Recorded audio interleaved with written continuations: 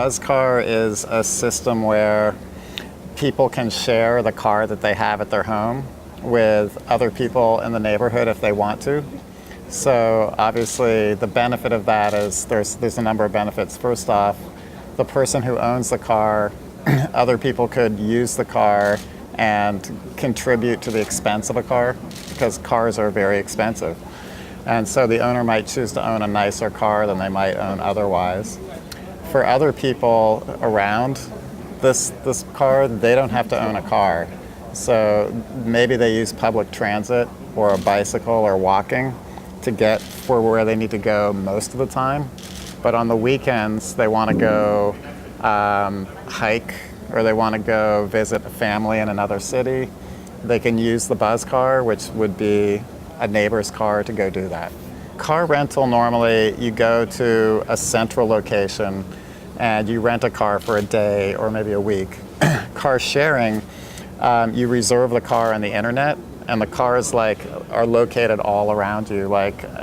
Within 500 meters of you, there may be cars spread out around you. And so you go to the car with a card, and I can show you, this is a card from Zipcar. And you go up to the windshield of the car, you put this on the windshield, the door's open, the key is in the car, no paperwork, the gas is included in the cost, and you can rent it for as little as 1 hour.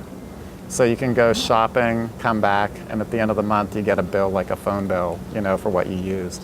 If you own your car and you don't use it a lot, you could put it out there for neighbors to use, right? So that they could use it, and then you would get income for the use that they did, and so you'd be helping them.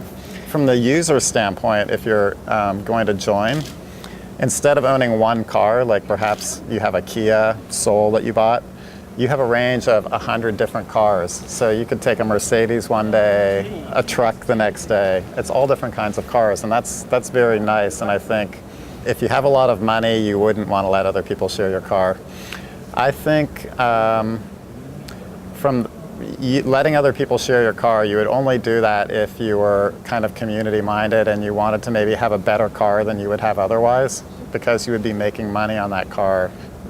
Like, you may not be able to afford a fancier car, but now that you're sharing it with other people, you can get an even nicer car. If you can afford a Rolls Royce, you're probably not going to do this.